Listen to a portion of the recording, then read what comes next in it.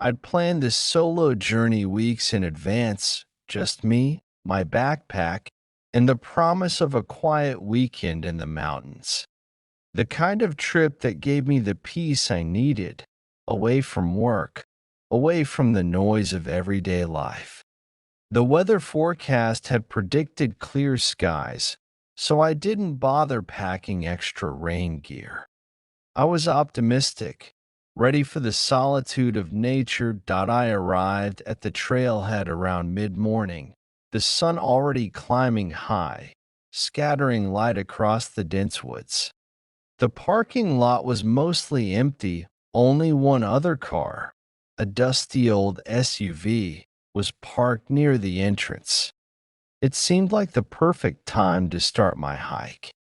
Quiet, untouched. I slung my pack over my shoulder, double checked my water, and made sure I had everything I needed: snacks, a first aid kit, a flashlight, and my phone, although I wasn't expecting to need it.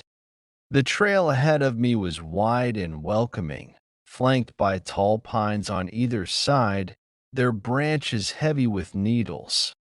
The earth smelled fresh, like wet moss, and the distant chirp of birds was the only sound that filled the air. I loved it. As I walked, I focused on the rhythm of my boots crunching over the dirt path, the light breeze on my skin, the sense of being far removed from the world. Time seemed to slow out here.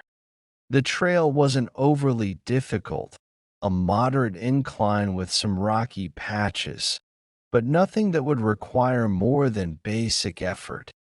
I passed the first mile marker and kept going, my mind wandering as I hiked. The further I went, the more isolated it felt. The trail seemed to grow quieter, the trees taller and more densely packed. Occasionally, I'd look up and spot a flash of movement in the branches, a bird, perhaps, or a squirrel, but otherwise, everything was still. There was something peaceful about it, but also something unnerving. The silence in nature can be comforting, but it can also make you aware of the smallest sound, amplifying every step you take, every shift in the leaves. I had planned on reaching the summit by afternoon, but I wasn't in a hurry. It wasn't about the destination for me, it was about the journey. After another hour or so, I reached a fork in the trail. The signs were clear enough, one leading toward a steep, rocky incline that went straight up the mountain, the other winding toward a lower pass that curved around the side. I debated for a moment, but the higher path called to me. I liked the challenge of the climb. The rocks were loose in some places, making it more difficult than I anticipated. I took my time, using my hands to steady myself against the uneven surface. The higher I climbed, the more the forest began to thin out and the view grew broader. I could see the valley below, the winding river, the small patchwork of farms in the distance. For a moment, I stood there, just breathing in the view, feeling the warmth of the sun on my face. But then, a strange feeling came over me. It wasn't fear, exactly, just a sense of being watched. I couldn't shake it. I glanced around, but there was nothing. No sign of movement, no sound that shouldn't be there. It was just the woods, the wind rustling the trees. Still, the feeling lingered. I shrugged it off, figuring it was just my mind playing tricks. I pressed on. As I neared the summit, the path narrowed and the rocks grew more jagged. The air felt thinner up here, colder, despite the sun. The wind was picking up, and I pulled my jacket tighter around me. It wasn't unusual for the weather to shift quickly in the mountains, especially this high up. Still, Something about the change in temperature unsettled me. It felt wrong. I reached the top shortly after, wind whipped and out of breath. I stood there for a while, taking in the view. The valley below seemed like a different world, entirely quieter, smaller. The sun had started to dip a little lower in the sky, casting everything in a golden glow. But as beautiful as it was, I couldn't shake that creeping feeling from earlier. That sensation of being watched. I decided it was time to head back. I didn't want to linger up here too long, especially with the changing weather. I turned around and made my way back down the way I had come. At first, the descent was easy enough, but the further I went, the more my sense of unease grew. It wasn't just the wind or the changing light, it was something about the trail itself. It felt wrong. The rocks beneath my feet seemed different, somehow, like they'd shifted while I wasn't looking. And the trees more twisted than before. Their branches reached out like hands, curling around the trail. I quickened my pace, trying to shake the feeling. But the further I went, the more I felt like something was off. It wasn't until I reached the fork again that I knew something was really wrong. I looked at the two paths, one leading down, the other continuing up, and felt a sinking feeling in my stomach. I had no memory of passing this fork on the way up. I was sure I had come straight to the summit.